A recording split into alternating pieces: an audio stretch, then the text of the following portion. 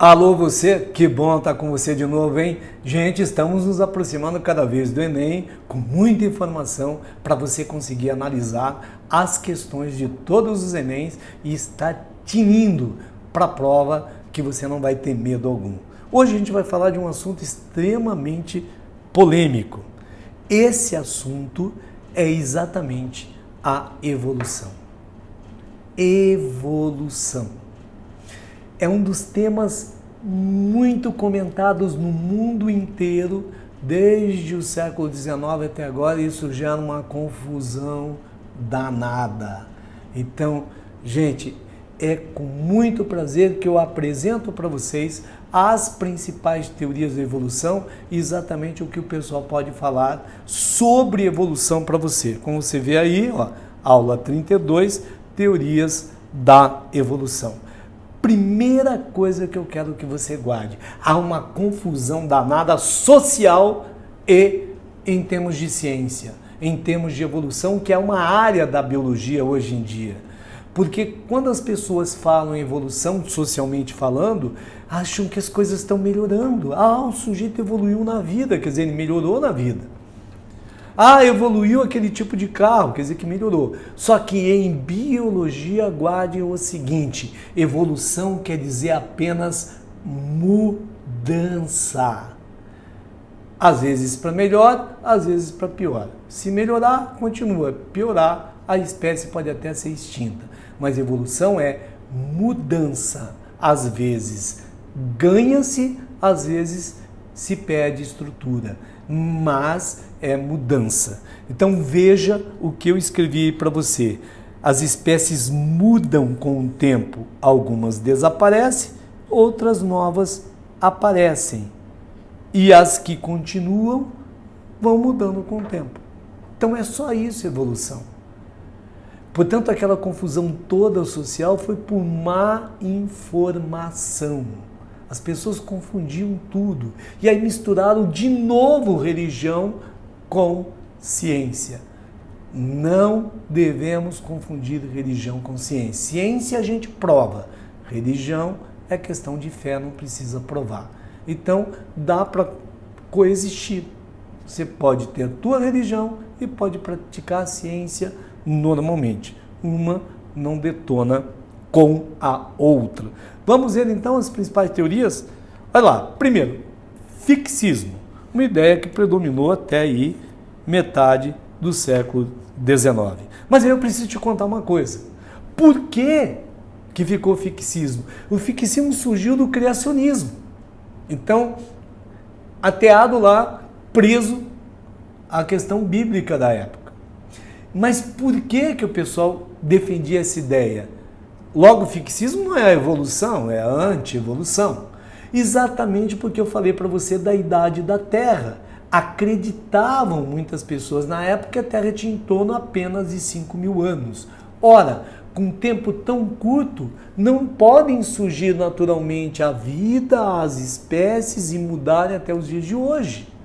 Por isso, disseram que as espécies eram fixas e não dava tempo para surgir naturalmente. Quem criou?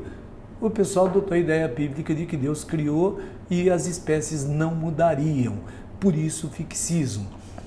Não estamos discutindo religião, estamos discutindo se as espécies mudam ou são fixas. E a gente tem provas, que a gente vai olhar numa próxima aula lá na 33, de que as espécies mudam. A gente consegue acompanhar essa mudança. E se muda, evolui. Tranquilo, né? Vamos ver outra? Então, preste atenção à próxima. Lamarckismo. Jean-Baptiste Lamarck, 1744, 1829.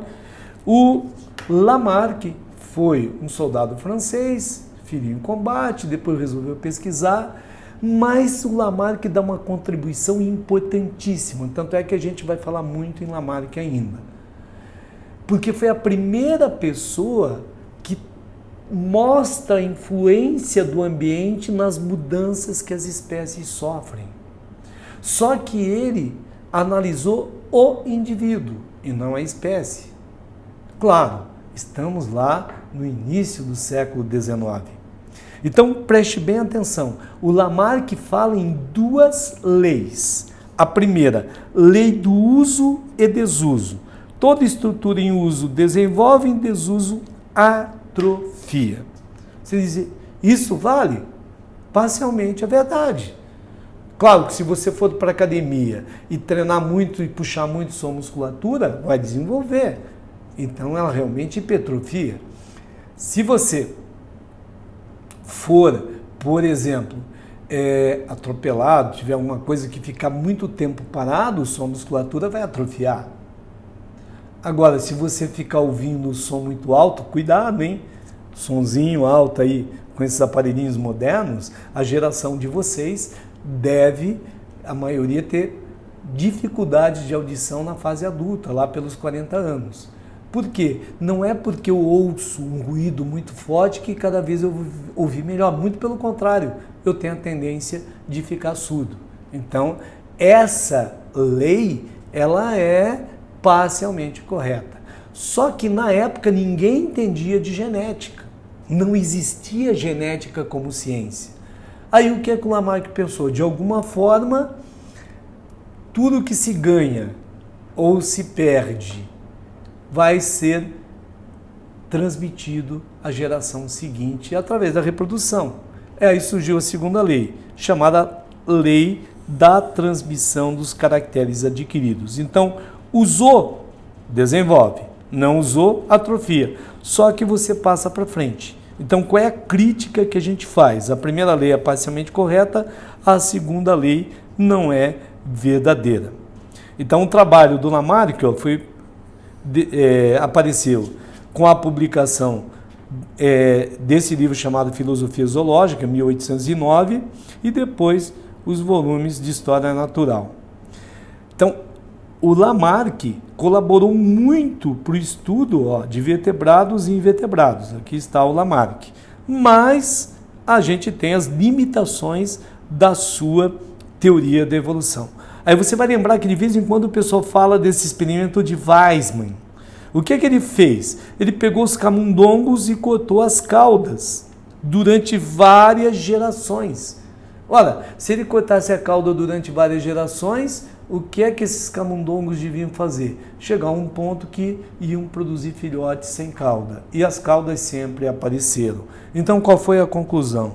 A transmissão de caracteres para os descendentes se dá apenas através de células germinativas, de gametas, né? No nosso caso, animal, espermatozoides e óvulos.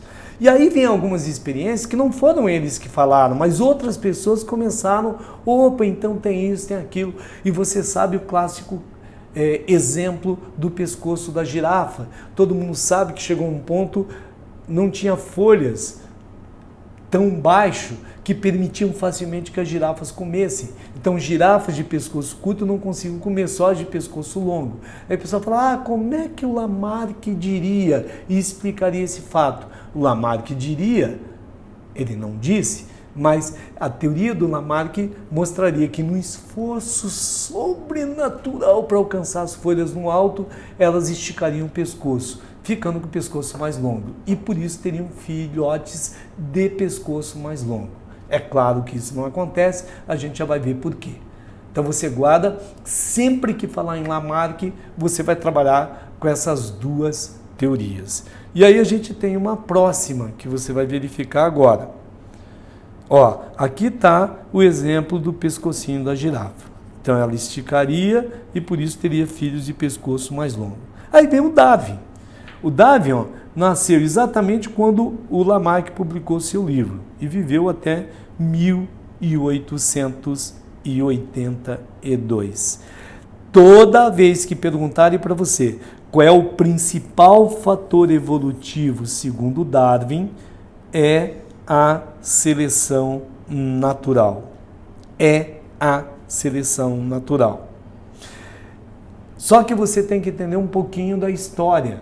Por que é importante para o Darwin a ideia da seleção natural? O Darwin fez uma viagem ainda muito jovem, em 1831, num navio de exploração inglês chamado Beagle. Ele era um jovem que foi tentar ser médico, não conseguiu, e aí conseguiram, o tio dele ajudou a patrocinar essa viagem e ele viajou como naturalista não remunerado. Então, tecnicamente, ele tinha que fazer o quê? Um levantamento das espécies animais e vegetais que encontrasse pelo caminho. Essa expedição durou 6 anos. O Darwin, inclusive, teve no Brasil, teve na Bahia, teve no Rio de Janeiro, no estado do Rio de Janeiro. Só que o Darwin não tirou essa ideia do nada também. Uma coisa que os livros não falam muito, mas o avô dele, chamado Erasmus Darwin, ele era de uma família muito boa, tanto cultural quanto economicamente, já defendia essa ideia, mas muito sutilmente. Aí você vai guardar que o Darwin foi influenciado por Humboldt, por Lyell, que era trabalhava com fósseis, né? Era um geologista, e o Malthus, que tinha acabado de publicar uma obra, e o Malthus falou o seguinte, uma conclusão rápida, né? A população cresce em progressão geométrica, enquanto a produção de alimento cresce em progressão aritmética. Ora, aí o Darwin pensou, é matemática. Se a população cresce em progressão geométrica e alimento em progressão aritmética, não tem comida para todo mundo. Quem vai sobreviver? Aqui está a questão chave. Vai sobreviver quem naquele momento for mais apto. Então, quem seleciona quem vai sobreviver ou não? A natureza. Naquelas circunstâncias, naquele momento, quem for mais apto sobrevive. Feita a seleção pela natureza. Ora, a inspiração maior do Darwin veio quando ele passou por Galápagos, que nesse momento corre um risco, porque tem um navio despejando óleo e quase afundando nas imediações de Galápagos, que é um tesouro natural da humanidade em termos de evolução, porque essas ilhas ficaram isoladas, então ela tem lá uma fauna que é típica de Galápagos. Só que vejam, o Darwin, se você olhar na tela agora, ele publicou o trabalho dele em 1º de julho de 1858. E em 59 publicou a Origem das Espécies. O resumo foi em 58. Por quê? Porque ele sabia que ia dar uma confusão grande. Ele ficou segurando e pesquisando, ele já era famoso pesquisador. Até que o Wallace chegou à mesma conclusão do que o Darwin e mandou o trabalho para a Real Sociedade Inglesa de Pesquisa, lá da ciência, e acabou nas mãos do Darwin. Lembra que Darwin não conhecia genética, que a genética hoje é a grande base da evolução. Chamaram o Wallace e disseram, segura as pontas, olha, o Darwin chegou à mesma conclusão que você, só que fez o trabalho antes. E ele gentilmente segurou as pontas, deram 1 ano para o Darwin publicar o trabalho, por isso que ele publicou esse resumo e depois a Origem das Espécies. Mas hoje a gente faz justiça também ao Wallace, né? Mais claro, o mais famoso era o Darwin, ficou a ideia original do Darwin. Gente, até hoje, provas no próprio Enem é tão importante, só que não são as teorias atuais, nem o Darwin é teoria atual, que as pessoas pedem para comparar situações com darwinismo e com o lamarckismo. Lembra das girafas? Como é que a gente justificaria aquela situação das girafas? Ora, se as folhas estavam muito no alto, quem conseguiria comer? As girafas que naturalmente tivessem pescoço muito longo. E as de pescoço curto, infelizmente, morriam de fome. Então a natureza estava selecionando. Essas de pescoço longo teriam filhos também de pescoço longo. Por quê? Porque teriam genes para isso. Mas, gente, por favor, o Darwin nunca ouviu falar em gene. Então não aceite texto algum que fale em genética para o Darwin. Darwin falava que numa mesma geração tinha uma variedade muito grande. Ele trabalhou com o pardalzinho lá nas Ilhas Galápagos, onde em cada região tinha um tipo de bico, um tamanho diferente de bico, exatamente porque a alimentação era diferente em cada ilha. E todos eles vieram do continente. E aí a realidade de cada ilha selecionou cada tipo que sobreviveu e que reproduziu para sua frente. Portanto, o Darwin dizia, cada geração tem uma variabilidade muito grande de indivíduos. Vejo que o Darwin já trabalha a espécie, o Mendel trabalha, o Lamarck trabalha o indivíduo e o Darwin trabalha a espécie. E a natureza seleciona, por isso chamou de seleção natural. Por que que bateram tanto no Darwin? Exatamente porque ele não conseguia explicar a razão da grande variabilidade genética em cada geração. E por que que ele não explicava? Porque ele não conhecia a genética. Portanto, observe de novo a tela. Esse é um mapinha, mostra toda a viagem, então, do Darwin, né, ao longo da Terra, veja, e voltando à Europa. Então, passou aqui, ó, teve na Bahia, teve no litoral do Rio de Janeiro e teve lá nos Galápagos, aqui, ó, onde foi toda a inspiração do nosso amigo. Então vejam, o que ele dizia? Há uma variabilidade, sobre ela o meio atua, seleção natural, e vem a adaptação das espécies. Por quê? Porque sobrevivem os mais aptos. Atenção, não fale os mais fortes, os mais aptos naquele momento.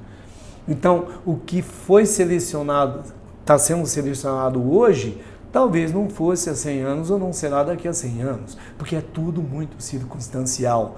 Mas qual a vantagem do Darwin? Ele trabalha em relação ao Lamarck, ele já trabalha a espécie. Então, sob essa variabilidade dessa geração, age a seleção natural e passa por esse funil quem é mais apto e aí passa essa informação para frente.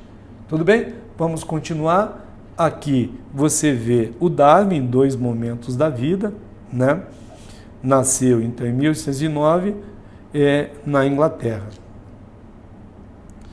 Uma outra teoria que veio depois, do Hugo de Vries, aliás, é pouco falada, porque paralelamente ao Darwin, na segunda metade do século XIX, o Mendel estava publicando seu trabalho com genética e mandou, inclusive, para o Darwin.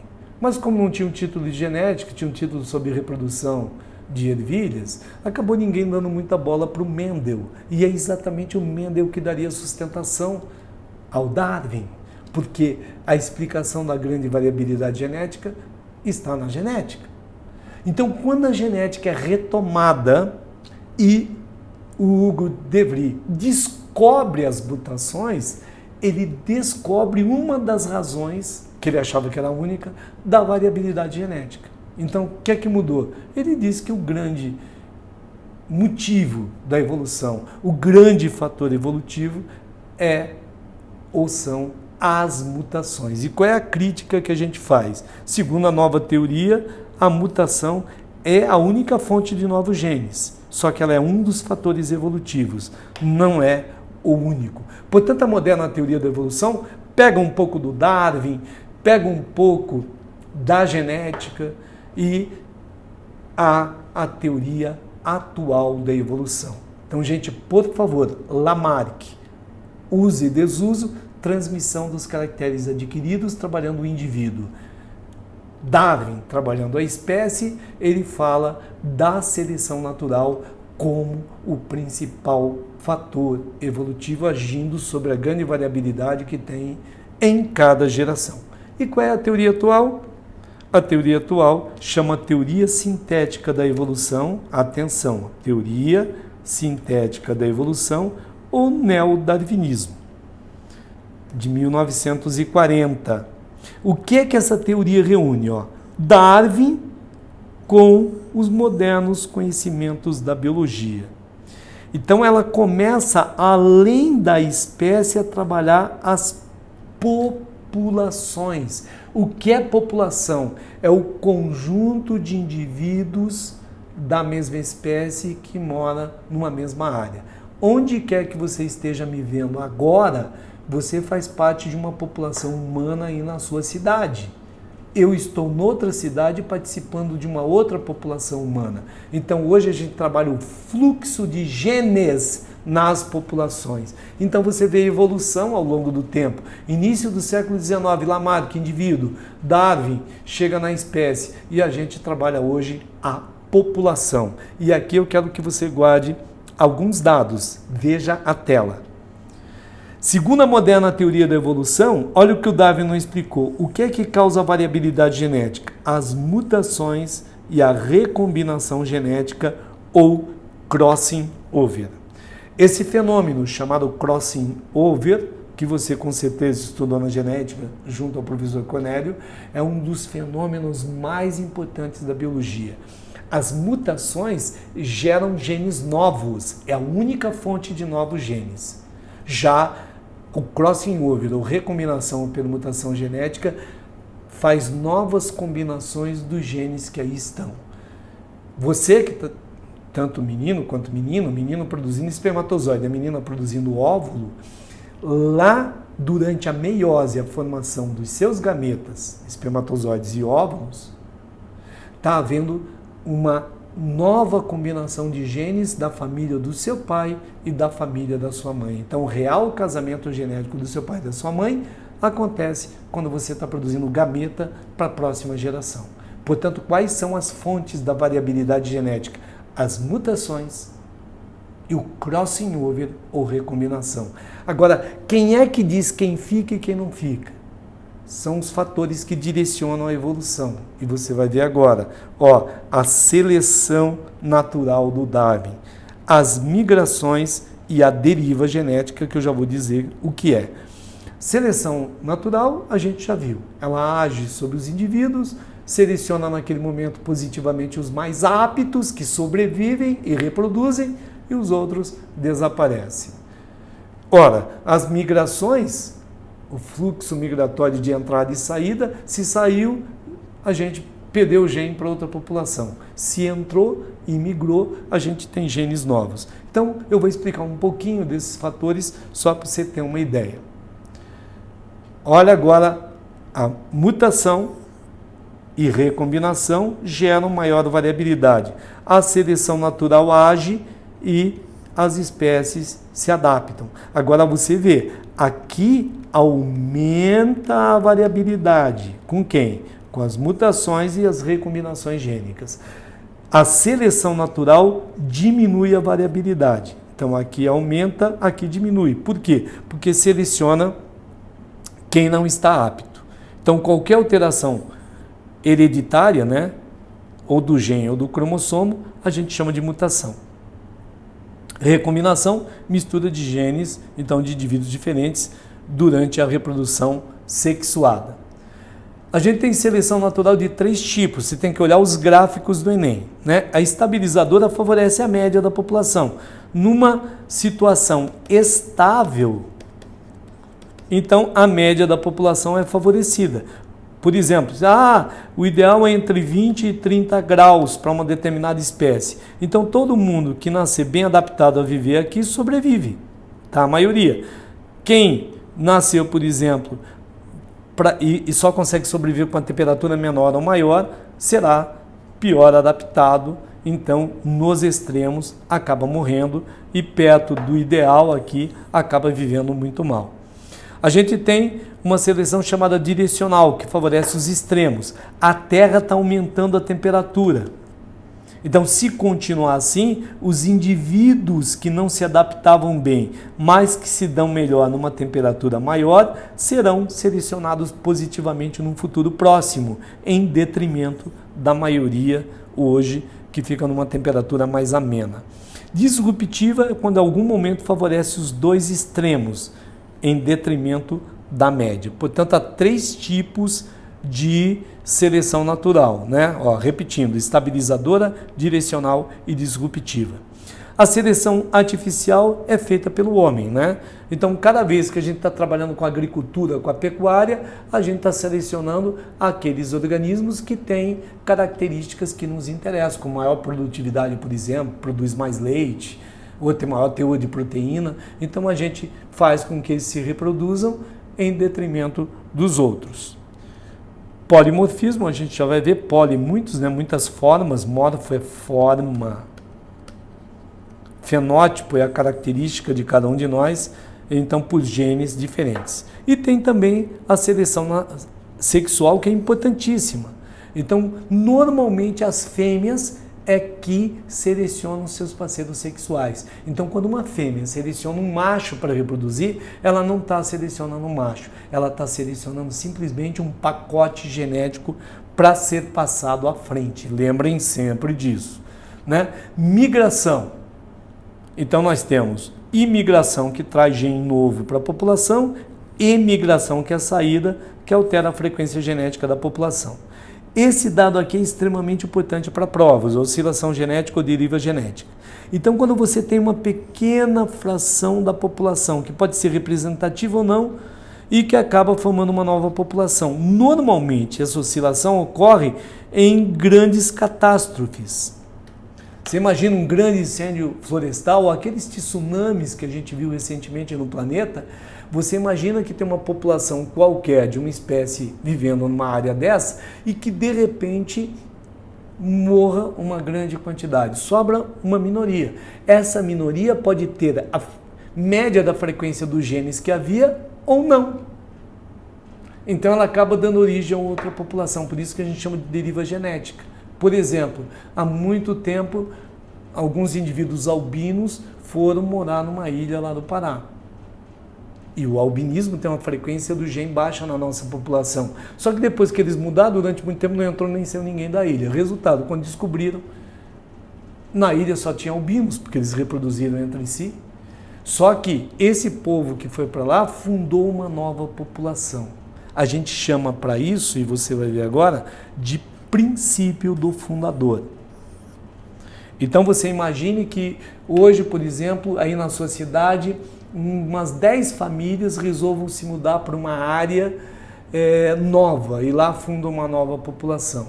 Essas 6 famílias, por exemplo, que eu estou citando a hipótese, elas podem ter a média dos genes da sua população original ou não, mas vão dar origem a uma nova população. Por isso, a gente chama princípio do fundador. Tudo bem? Espécie, então, são grupos de populações naturais que se intercruzam ou potencialmente se intercruzam e são isolados reprodutivamente de outro. Então, pertencem à mesma espécie, animais que podem reproduzir entre si e produzir uma prole fértil. Esse é o conceito normalmente atual de população. E população, já falei para vocês, o conjunto de indivíduos que vivem numa mesma área ao mesmo tempo, né? Já falei para vocês do princípio do fundador e agora só para a gente treinar uma questãozinha, ok? Então você tem o fixismo, né? Você tem o lamarckismo, você tem o darwinismo, o mutacionismo e a teoria sintética da evolução, que é a atual. Vejam lá esse exercício. Do Enem, Charles Darwin, 1809-1882, apresentou em 1859, no livro A Origem das Espécies, suas ideias a respeito dos mecanismos de evolução pelo processo de seleção natural. Ao elaborar a teoria da evolução, Darwin não conseguiu obter algumas respostas aos seus questionamentos. O que esse autor não conseguiu demonstrar em sua teoria? Veja, a sobrevivência dos mais aptos, exatamente é isso que a gente está falando. A seleção natural deixa sobreviver os mais aptos e não os menos aptos. E esses se reproduzem e passam para frente o que tem. Então isso ele provou. A origem das variações entre os indivíduos. Lembra que eu disse que ele falou que numa mesma população tem uma grande variabilidade nos indivíduos? Isso ele não conseguiu explicar. Por quê? Porque não conhecia genética. Logo, essa é a resposta, né? O crescimento exponencial das populações, herança dos caracteres dos pais, das características dos pais pelos filhos, existência de características diversas nos seres da mesma espécie. Então, o que ele não conseguiu explicar exatamente foi isso, por isso a resposta é a letra B. A 2 assim, entre os princípios básicos abaixo, o único que não faz parte da teoria da evolução do Darwin é: o número de indivíduos de uma espécie mantém-se mais ou menos constante no decorrer das gerações. Foi isso que ele falou. Por que mantém constante? Porque gera uma grande variabilidade e a natureza seleciona quem é mais apto. A seleção dos indivíduos de uma espécie faz ao acaso, não é ao acaso. Ao acaso ocorrem as mutações. Ocorre sob a orientação da seleção natural. Apresenta variações em suas características, aumenta a adaptação dos indivíduos ao meio ambiente, o meio ambiente é responsável pelo processo de seleção. Quem? Seleção natural. Logo, não ocorre por acaso. Gente, um grande prazer estar com você. A gente continua nas próximas aulas. Assistam várias vezes, façam muito exercício, porque depois a gente vai trabalhar diretamente com o Enem para garantir o seu sucesso lá na prova no final do ano. Um grande abraço e até a próxima.